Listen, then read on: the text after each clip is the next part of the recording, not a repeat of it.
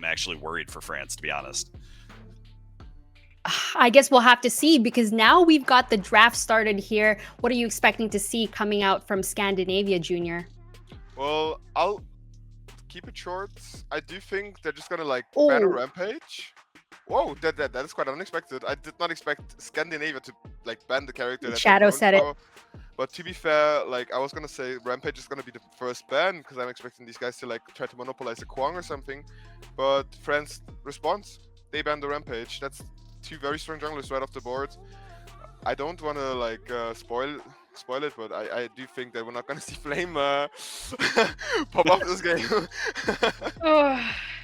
Yeah, that's I mean, what that tells me is they have something else in play.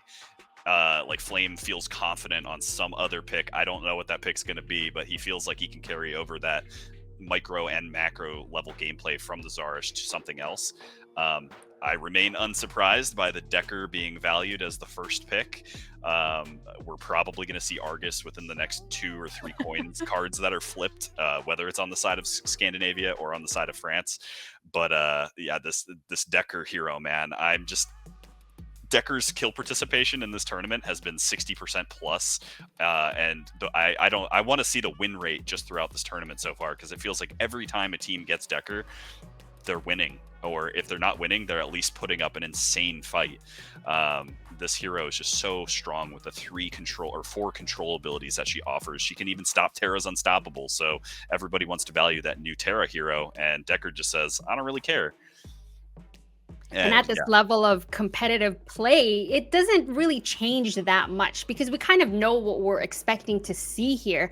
But we've got the first pick coming out from France. That's going to be the Richter. I'm thinking that's probably going to be in ManQ's hands, but you never know, because maybe maybe that's going to be in Puzzle Panda's hands. But what's missing from Scandinavia is we still don't know what jungler he's going to be piloting. But on the other side, I do want to highlight that Gillis can play Feng Mao.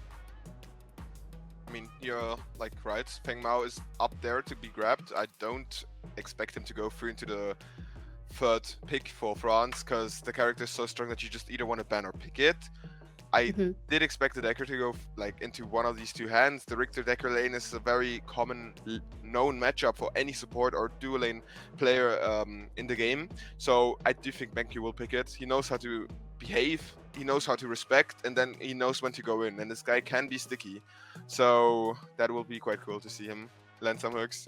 Gadget being picked up second is quite strong as well. It kind of shuts down the Terra even more. The Decker Cage, just being able there to harass her, not being able to jump onto his backline there, can give Simi a quite big potential in teamfights.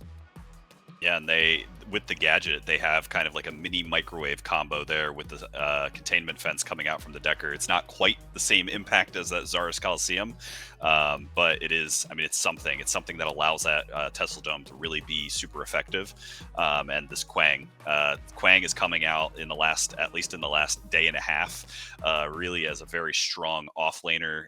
We've seen him in the jungle quite successfully as well, but I feel like we're mostly seeing him a lot of times in that off lane as a kind of just lane bully that can kind of hold his own against the Terras, the Gruxes, a lot of those heavier brawlers because of his HP, his ability to shield, his ability to pump out damage, his inherent mobility. He's quite a strong hero. And over on the side of France, they're opting for the Chimera pick in the jungle, which is very interesting. He's a very kind of unilateral or unifocused hero. He just wants to jump on a single person, jump on an objective, and that's really all he does. He doesn't have like a flashy ultimate or anything like that.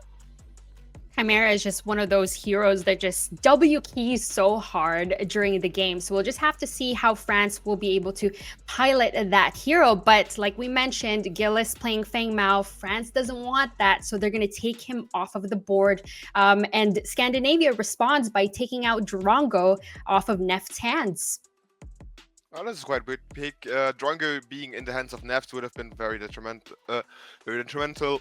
But at the same time, I don't know, like this game, for me, the draft so far looks like it's going to be a very mid-focused game. Gadget is a very, how do I put it? It's a character that plays itself. You just place down your abilities, and then the rest is kind of done and deal. Just be there for your team, be there for the damage. So Simi is not being like threatened by the French picks so far, apart from the fact that they do have this dive ability with the Terra Richter and the Chimera after all. I haven't seen Puzzle Panda play Chimera very often though, so I don't know how they're gonna pull that off. And this Bellica coming in last is also a very strong pick. They have a one-shot combo, and if Scandinavia is not careful, they're gonna be dead. Yeah, this Bellica is a very interesting. I don't know if we've seen the Bellica into the gadget during this tournament yet. I know we saw Bellica into Argus in the mid lane, and that did not feel great for the Bellica, just because the ability to shove the wave and get lane priority to make rotations to objectives and for ganks just felt just inferior compared to the Argus. But I'm wondering if it's going to be a similar situation to this gadget, because the gadget's wave shove is insane. Like, you just cast 2 spells and you can just walk away and forget about it. But this Murdoch, the Murdoch Richter duo lane, I mean, that's a kind of a slept on combination. The hook into the trap. I know it's like kind of like a wet dream to think about, but I mean, it's that's nothing to be scoffed at. I mean, that's insane lockdown, insane damage, and especially when you're up against Neft, who's going to use every single second of any sort of disable to just murk you. I'm excited to see that play out. I'm gonna utilize what Dilo used earlier, but which team are you favoring based on draft, and why, in 5 words or less? Well, I'm expecting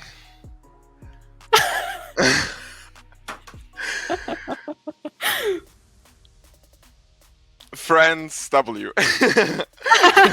Nice. France, because of Richter Murdoch. Nice. Okay, we got it in between with the 5 words or less.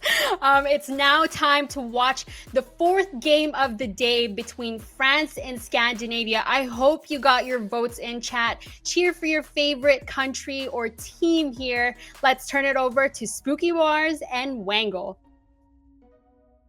Thank you so much to Ardog and the desk there. So glad to be here, seeing Scandinavia coming up against France here.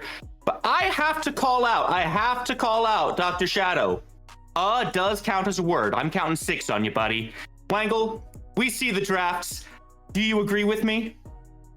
I do agree that is a word, yes. But looking at these drafts, I'm really liking the overall what France wants to do in these fights. They very much have a W key comp wanting to walk into this team. I want to see how they perform it. We'll go into the comps a little bit later, but right now, I think we're going to get into the actual game. France versus Scandinavia coming up right now.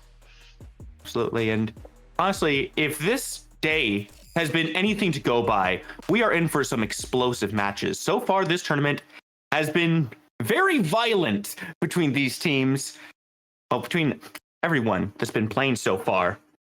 Like you mentioned, France over here with this kind of W key composition really does look like a threat. They have multiple ways to just kind of ignore the CC that can come out from Scandinavia. So I have to wonder how the Scandinavians plan to deal with that as we move on to the mid-game portion of the game. Before we get there, to look at the lane phase, do you think this might be the most important part of the game for Scandinavia? I think if they can get Flame Poikin to end up being pretty fed, he's out here on the Seraph jungle. If we can get the Seraph a little bit fed this game, I think it'll make the game significantly easier for Scandinavia to play. The other big one is getting this gadget to 3 items. We have kind of a scaling matchup in mid. It's going to be a little bit rough if that gadget goes even or gets behind into the Bellica, because the drone will just be so oppressive.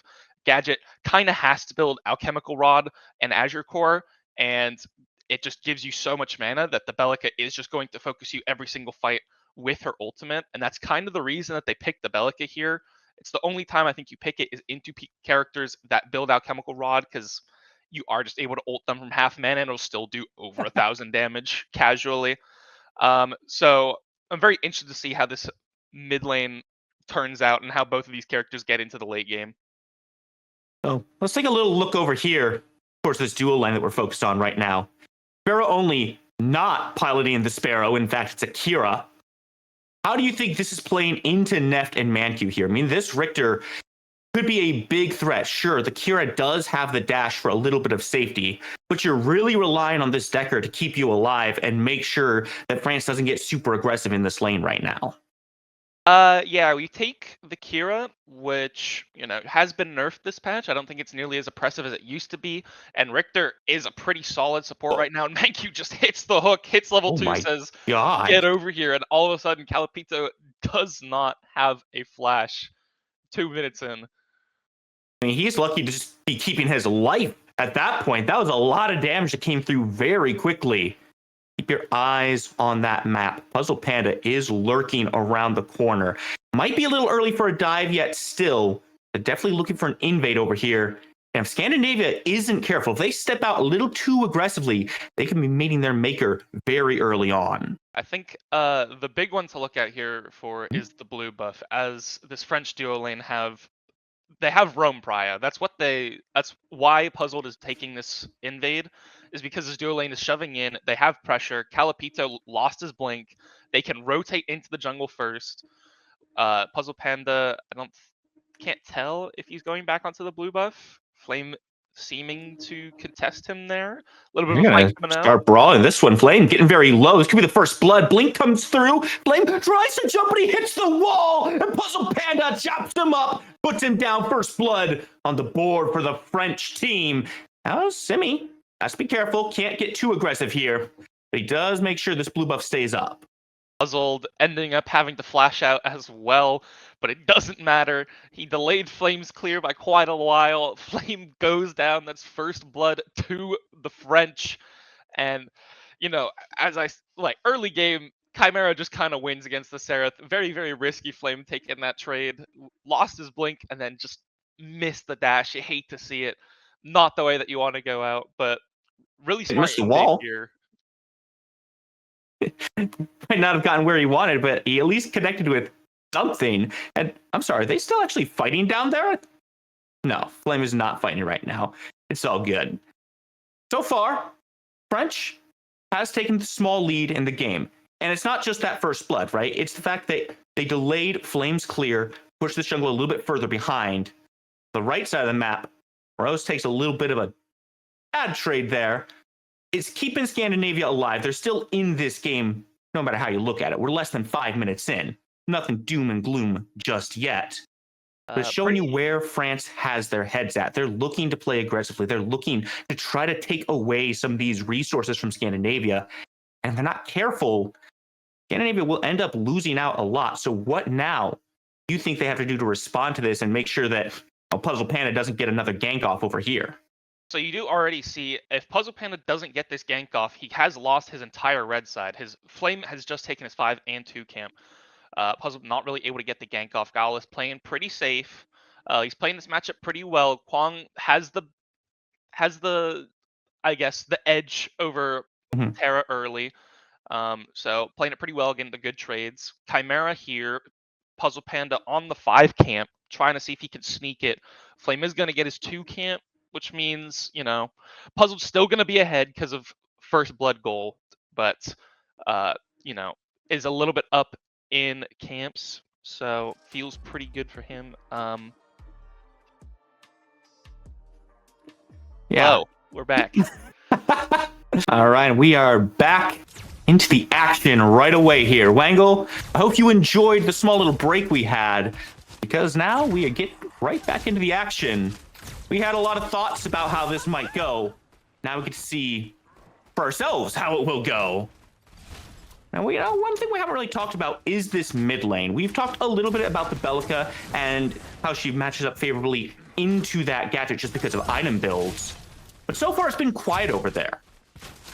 Yeah, it's kind of neither character can do a lot early game, especially until level 6.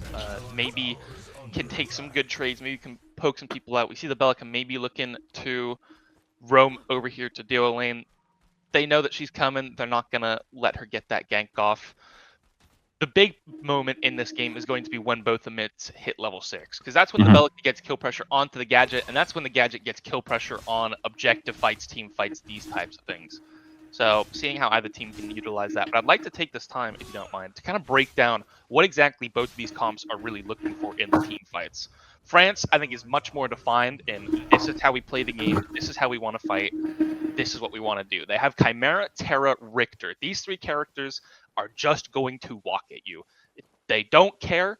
They have Terra ult, they have Chimera cleanse, they don't care about the CC, and there's not a ton of CC on this team. Mankyu missing the hook, nothing's going to happen here in the duo lane. But the Chimera is just going to dive on any kind of low health people or any backliners that it can get its hands on. Terra is probably going to take kind of these flank routes in order to get onto the backliners as well, make it really difficult for them to play the game. And the only thing that they have to peel the Terra is that Decker cage, which isn't a lot.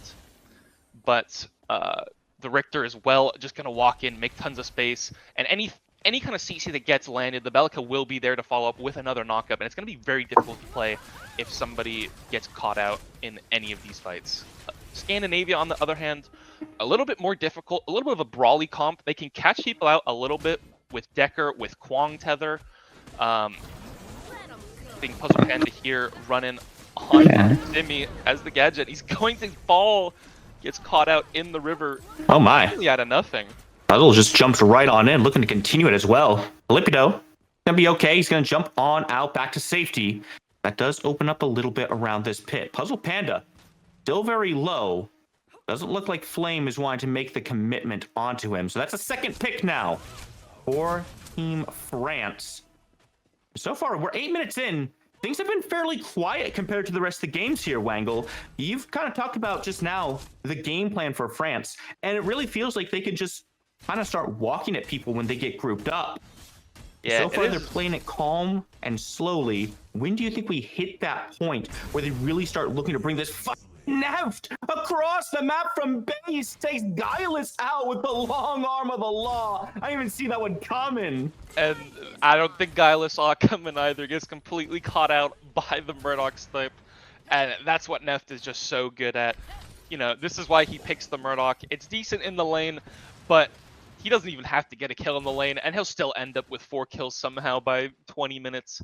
He can go completely even in lane, and he'll be kills up just because of how he knows how to utilize the long arm of the law. He has quite a lot of setup for it throughout the map. Anytime that Belica might hit a knockup on the Gadget, it guarantees a long arm of the law. Terra has the root, Chimera has an ult. And if anyone calls for it, Neft will be there and he will not miss. It's something that this Scandinavian team have to respect, have to play around. They can just get hit by a beam of damage for 250 HP and they just have to respect it. I really no way to know when it's coming other than, oh boy, I've been CC'd, I might be in trouble now. Still, it's still just France looking for these small picks. Scandinavia who take the first step towards an objective. The mini prime being looked at, but keep your eyes on that map. We've still got members of France around. A Puzzle Panda be walking right into this one. He's gonna spot this out. Morose comes on in. Guileless is now the target as Flame still hitting the mini prime, but oh my goodness, so many of the Frenchmen are here, and Morose puts the first one down. Skewer comes through and Guileless is gone. The mini prime goes the way of the French team. Thank you for the leash, my friends, but we're taking this one with us. Flame, oh my god, Neft. No. Hasn't left his lane, has 2 kills at 10 minutes. You hate to see it, but what a snipe. Flame thought he got out, he flashed out of the pit, wasn't able to secure the mini prime. That went over to the side of France, and Puzzle Panda has it now. I'd like to see what he's going to do with it, what kind of towers they want to break down, but what a snipe to clean up the fight from Neft. That is catastrophic for Scandinavia. That's the first proactive play they've decided to make in this game. And it could not have gone any worse for them. France just rotates so cleanly to that fight. And one of them doesn't even have to be there, getting the kill from across the map. That's the power of this Murdoch. And really, that's the power of Neft as well. He is a threat no matter where he is on this map. And you have to constantly be aware of it. Yeah, no, really, really good rotations from France. Got to shout out Menkyu because Scandinavia started the orb prime, but the Bellica and the support were able to rotate to the orb before the mid and support of Scandinavia. And Flame, he's just dead. Where did that guy go? Fortunately, decide to aggress onto France, but there's always one more person there. You can never take a 1v1 against these guys because they just don't fight that way. Even if there's no one around, you still gotta watch out for anyone coming in or just dropping an ult from across the map. Now this opens up the Fang Tooth for France, a second objective to their name. I don't think any way Scandinavia gets there. Yeah, France really showing their dominance. Everyone touted them as, you know, they're the last Nations League winners. They are one of the teams that are coming in that everyone's like, this team very well could win the entire thing. And I think they're very much showing everyone that they intend to again. We are seeing dominance right now. So far, France has not dropped a single kill. And we can say that for another team today. Germany has had some impressive performances. And it looks like France wants to match them on that. Whether they can perform a perfect game or not, that remains to be seen. They got a long way to go before they can close this one out. So far, they're on their A game. Yeah, Puzzle Panda, I believe, still has the mini prime, but it's about to expire. Oh. Doesn't seem to. Oh, what a hook by Menkyu just is out of nowhere. dead. Oh. This says get over here. It doesn't need anything to happen beforehand. Some fighting in the mid lane here, though. Flame actually goes into Roma, where I don't think this is exactly where he wanted to land because Puzzle Panda's right there to help out. Drop the Tesla Dome, but it's not enough to deter Puzzle Panda. He's more just puzzled about why you thought you could get away from this one. Gate comes down, the route is good. Simi finally gets away. Yeah, I mean, every single box that Scandinavia wants to take here, it just is not turning out well for them. Flame pretty far behind, 2 levels down in the jungle now, and that's not what you want to see on Seraph of all characters in the jungle. You want it to get ahead, you want it to be able to snowball the game, and when it's behind, especially against something like a Chimera, against a Terra, things that just seem to stat check it when they're ahead, it feels really, really bad. Yeah, this is not a great position for Scandinavia to be in. So far, they haven't really had any wins in any lanes. The best that I can say is that mid lane has been pretty even so far, right? We haven't seen too many fireworks coming out. We haven't seen anyone going down over there. But how much does that really matter when the rest of your team is bleeding? Menkyu gonna be looked at. Cage is good, lots of damage comes through, but Menkyu still alive, simply walks away from it all. And at the same time, there's a tower going down on the right side of the map. Yeah, Flame trying to look on this side of the map. I guess he's hitting puzzled. They're trying to take this 2v2, but both of them are just down a level or two. Silas level 9, Roast level 11. I don't expect this to go great. Puzzled's low though. Puzzled extremely low and finally goes down to Guileless, but Morose is still here, looking for a little bit more as Romaware makes rotation in. Flame has already been taken out by Morose, and he's looking for the double kill. He finds it, puts him down. The long arm of the law goes just a little bit wide. Sparrow only gets to survive. Just the little hops over the long arm of the law, but that fight in the off lane, about how I expected it to go. Scandinavia, a level down, 2 levels down, respectively. You know, even though they get Puzzle Panda, they get their first kill of the game, they're on the board, Morose takes 2 back, and you just can't see it as a win, no matter how you look at it. I guess the bright side is Simi is just not in a great spot here. Stops the gate, should walk away. No, he's pulled back in, and Neff shotguns him to the face. I was gonna say it's nice that you picked up a kill when you're this far behind. If you just trade one back right away, it's a moot point. Yeah, I mean, it's just 12 kills in 15 minutes. One of the most dominant displays that we've seen in this tournament. And we've seen some dominant displays, but this French team, they do not care about you. They do not care about the family you have back home. They're out here for blood. And it's awesome to watch. Puzzle Panda makes the rotation in, jumps directly onto Sparrow only, and Manq has come back looking for a pole, just needs to cross a little bit of distance, but Puzzle Panda says, don't worry about it, my friend. I'll take care of this one. You worry about the one back there. And it's a quick chop 1-2. Calipito goes down. It's a double kill for Puzzle Panda. They're just taking these longboats and just making raids on Scandinavia. Yeah, Flame out here trying to trade the orb. I don't really know if he'll be able to get it. We have 3 people walking into Simi in the mid, but gets the mini prime. Is he able to get out? That will be the big thing. Well, it is also Fang Tooth Timer, and what a hook onto Simi. Oh no. Okay, you know what, Neff, you didn't have to do that one. I think the boys could have had it, but one more to Neff on that one. Long arm of the law comes through again. And the mini prime, it was taken, it was secured, but at a dire cost, I would say.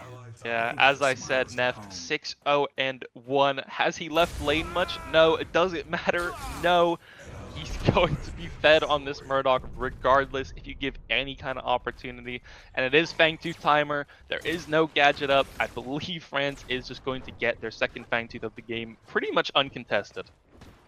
Calipito is here, Guileless is here, but they cannot walk into that. They have to just stand over the wall, throw their abilities, and watch that Fangtooth melt. So Puzzle Panda, he's going to take a step forward. And if you're going to stand back at the wall, he's going to come greet you at some point. Wisely recognize he can't take that fight. With now 2 Fang Teeth under the belt of the French team here. I mean, we got to start looking at some tier 2 sieges. Yeah, no mini prime Flame has it, so they don't have the opportunity buffed up on minions, but does he have it? Say that, does he have it? No, he does not anymore. And, you know, taking somebody off the map, usually a pretty good way to start a siege, I'd say. Guileless actually jumps down. Recognize he can't take a step all the way forward, but Scandinavia still willing to step up and make those little heat checks and kind of test the waters from France. I'm not sure they realize how deep those waters are, because you take one step too far and you are drowning in the French Sea here. Now let's turn our eyes towards this left side. Tier 2 tower. Not looking super great against 4 people from France. It's Puzzle Panda gonna go ahead and jump on forward. Guileless is the target once again. Let me just put this one down and open up another path forward for themselves. And Neff just says, you know what, I'm getting gold buff. I'll get another, you know, small splash of gold in my ocean. About to be 3.5 items at 18 minutes. Murdoch's fed, everybody's fed, 1-17. It's looking pretty doomed for the side of Scandinavia, but again, as well, I told you, if you give Morose anything, he will take it. He's 3 levels up on the enemy solo laner. He doesn't care. He will just keep pushing up this lane, keep fighting, and you have to answer him, and I don't know if you can. So let's talk strategy here, Wangle. Scandinavia is down 16 kills at just under 19.5 minutes. They're down quite a bit of gold, 2 Fang Teeth. They have both the mini primes around them, right? Those are gone, didn't really get much from them, and Flame is going to die here because he stepped up to Neft. Yeah, the strategy what do they need to do? Not do that right there. Yeah, not that. Anything but that. I'm going to be honest. I don't really know if there is a way back into this game for them. I think the gold deficit is so insane. I think this comp is so difficult to play into. They need the gadget to have a lot of gold. They need the Kira to have a lot of gold in order to break down these tankier characters in the Kai, in the Terra, in the Richter, the things that are just going to be walking at the back line. And that's what the comp was built for, was having the Decker, having the Kwang to kind of give some disruption into that front line and allow the Gadget, allow the Kira to shred. Because if Gadget gets 3 items, if Kira gets Demolisher online, then they could do some decent damage to these frontliners. Right. But the rate of how this game is going, I don't know if we're going to get to that point, and France is going to keep capitalizing. Uh-oh, Simi gets pulled in, and Manq quick to serve that one up to Puzzle Panda. We start up the Orb Prime here. It's already taken quite a bit of damage. Flame tries to come in. Manq doesn't quite find the hook. Flame's now in the sky, comes crashing down, and he steals away the Orb Prime for his team. Scandinavia get the purple buff around themselves. That comes at the cost of 3 members. Only 2 are left alive with it. They've slowed the siege, but can they hold on? I don't really know what that does for this game, but it is but a small respite for Team Scandinavia. Can't complain about getting an Orb Prime. It is a big injection of cash into their team, 400 each going out to Team Scandinavia, and I'd say that's probably honestly bigger than the minion buff, because I don't really know if they'll be able to siege into this French team, but you know, getting 2,000 gold team-wide back onto the team, getting a big chunk of XP might help somewhere. Get some items online, get the Kira Demolisher, maybe hit some necessary power spikes in order to contest in some way, and they are going to use the minion buff in order to take this T1 in mid, so another bit of a cash injection onto the ADC and the mid, but Okay. I don't like Sparrow's pathing here. Decides to go into the jungle rather than back towards his team. Has to burn his blink as he gets pulled back in. He keeps his life for now. And somehow, some way, Scandinavia puts some more gold into their pockets. Bright side, I suppose, is that the minion buff does slow down any siege attempts from the French team now. But wait, Flame going in for Roma, wants to get aggressive here, but Epoch comes through, stasis is good, and a lot of damage comes right back. Flame goes down in a heartbeat, and Sparrow only's been treated out as well. The French team have only lost Romaware as Neff continues to blast damage out, but Guileless might be able to return the favor, just needs to close the distance, and finally, Neff falls. Skewer comes through from Mancu as they turn it around on Guileless. It's a 3v1. Scandinavia goes down 5 for 2, but good God, they at least got 2. what an insane, everything that just happened there was insane. 5 people going down on Scandinavia. I didn't even realize. Definitely an over-aggression into this mid lane. They're able to get the tower. They're able to trade some kills back. They're getting shutdowns onto Roma, onto Neff. Neff being the big one. Unfortunately, it got picked up by Guileless. Guileless playing that fight really, really well, I'd like to say, using Kwang's dash to dash through Neff right as he was going to get hit with the buckshot, so he's able to secure that kill. And, you know, maybe it doesn't do anything. We lose all of our Orb Primes. We no longer have that minion buff. Third Fang Duke picked up by France is pretty awful. The increase in stats makes the gold gain that Scandinavia has pulled back feel a little bit more obsolete. But, you know, Scandinavia is doing their best to make this game interesting, and I love to see it. I guess the big takeaway is that they at least took down the priority targets, right? Sure, Puzzle Panda doesn't go down, and he's been a terror on the game. But they took out Romaware. They took out Neff, and Neff was 11-0. That's a massive bounty that goes back to Scandinavia. The real question now, though, is can they continue this? Can they put up a similar performance or a better one? Because it does have to be a better performance when it comes down to the inhibitor defense. They can't be trading 5 for 2. That's a game loss when you're at your baseline.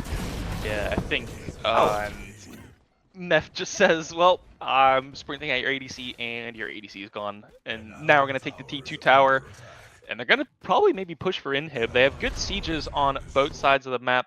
Puzzle Panda trying to walk up that mid wave, and I believe the video has buffered a little bit. Apologize about that. But they're doing a 3-lane siege here. They got 3 people in this duo lane. I think they're going to come back around, try and take this T2 in mid. There's no big objectives. Oh my gosh, Morose. Puzzle Panda going to be aggressing in mid lanes. Morose keeps the pressure up on the right side here. Oh my god, Paul comes in from Mancu. Calipito goes down, and that's going to break the defense for the mid lane. Surely, France takes a step forward, just needs to group up and start moving into this baseline. There's a tier 2, or was a tier 2 in the mid lane. That's now collapsed under the weight of France's pressure. Yeah, they're moving all of their minion waves up collectively at the same time. I don't know if they're able to take anything due to Gadget being a really cool character and being able to almost solo defend inhibitor sieges if you do not have the prime. So France going to say, you know what, I don't think we can take inhibs. We got some kills, we got some towers, we got some gold to spend. Let's go back, let's spend it all, and then it's just going to be, I believe, an insta-pull onto this prime. If not, they're going to look to turn and take out somebody before.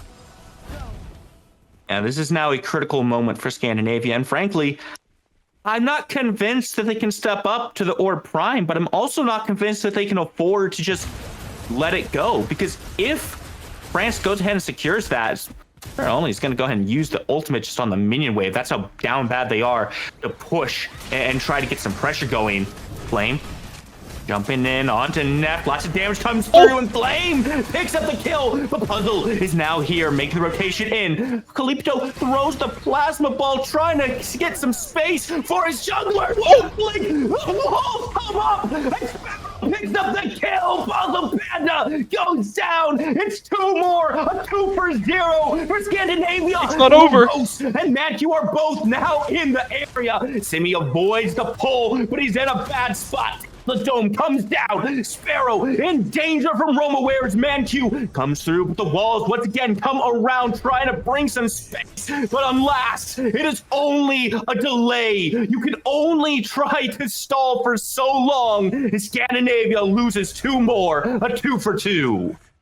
Oh my good lord, what has been going on in this game? Scandinavia will not go down without a fight. Love to see it. Flame and Guileless are starting the orb.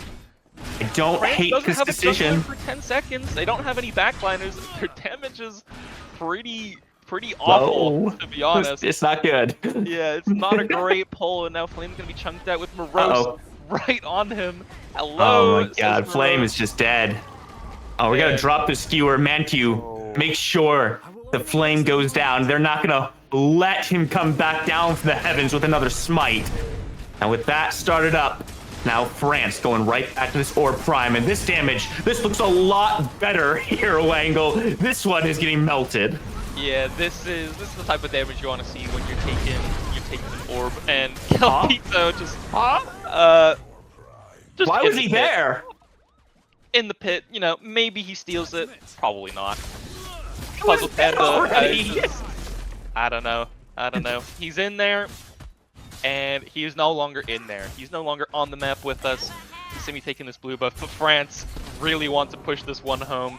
I believe this should be the moment. Simi getting caught in the jungle. I don't know if he'll be able to defend at all.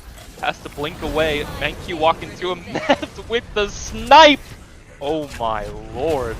So Panda just creating the space, jumps in, forces the ultimate out from Sparrow, but all they're doing is making sure that they can't rotate to help the rest of the team. Flame goes down. Guileless is now the target. Blinks forward, trying to get some damage out onto Neff, and Sparrow makes the hero play to take him down, but you've already lost 3. You've only gotten 1, and now France stands at the precipice, looking at your core, and they're taking the steps in. Puzzle Panda jumps on forward. They're trying to push him back, but Guileless can't quite do it. He's taken down. Calipito, the only one left, but the core fakes, and France takes this one clean.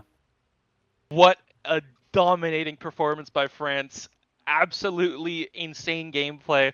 Neft going 14-3. Puzzle Panda with 10 kills on his own. Mancu 15 assists. It's just, this is the type of performance that you want to. This is a message that France have sent to the other teams.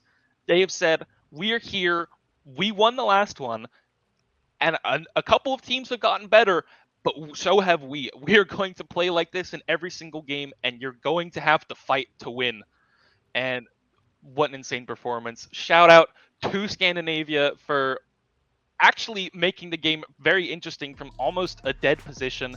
A lot of plays being made out of nowhere. Flame with the Orb Prime steal picks onto a lot of people, but unfortunately ended up falling at the finish line. I mean, Flame really didn't even get to play the game from how that looked. 1-11. He was consistently targeted out. He tried to make the plays. He tried to get in there and be active. But unfortunately, when you're at that much of a deficit, there's only so much the Seraph can do. And quite a lot of it does just involve dying as you try to create space and time for the rest of your team to do the damage. Well, we did see that work out a few times. We saw Sparrow able to collect those kills onto Neft. Ultimately, too little, far too late. Yeah, very rough team comp to play into for the side of Scandinavia, especially that Serath. A lot of CC and characters that do just kind of stat check it if it gets behind, and got behind pretty early. But France, really well played. They knew how to push their lead. They knew how to take all the objectives. played around the fights really, really well. Anytime that one of them went down, 2 more fell on the other side, and just really fun game to watch. Very fun game to watch. Maybe not as fun for some people to play or not play, depending on how much time you spent on the grayscale during that. But I think what we saw there was a lot of tenacity coming out from really both sides there. Even though Scandinavia was very far behind quite a lot of the game, never once did they take a step back. Never once did they stand down. They always made France fight for what they wanted, and they were willing to take a step forward and try to get what they wanted. Yeah, Unfortunately, that's going to be it for us here from the cast. And Spooky and Wangle to take you through it. Okay, back to the desk to break this one down. Thank you so much, Wangle and Spooky Mars. Welcome back to the desk. We just watched France versus Scandinavia. We talked about the chemistry between the mid laners and then jungler, but France just absolutely dominated this game, number one. What went right for France and what went absolutely wrong and sideways for Scandinavia?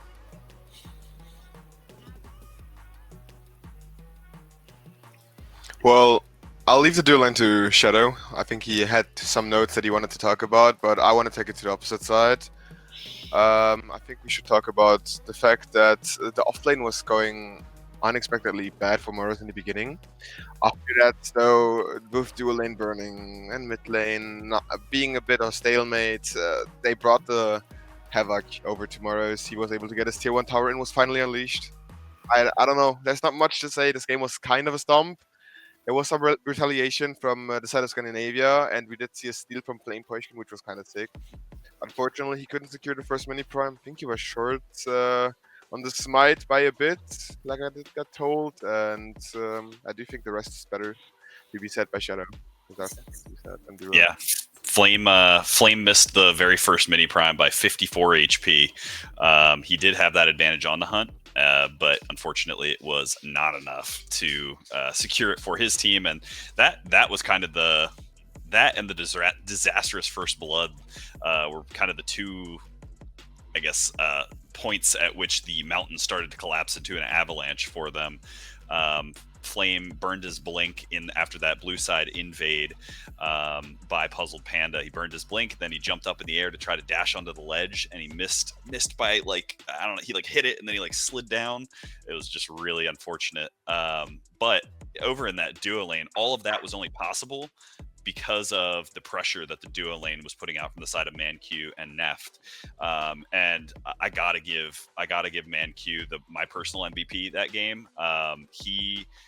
When we talk about Richter, yeah, there's a threat of a hook, and that's really impactful in games, but this dude was hitting every single hook I saw, and especially on Gadget, on Simi Goes Hard's Gadget, he had that guy's number. I think at one point he had like 6 in a row on Simi, which is just absolutely insane.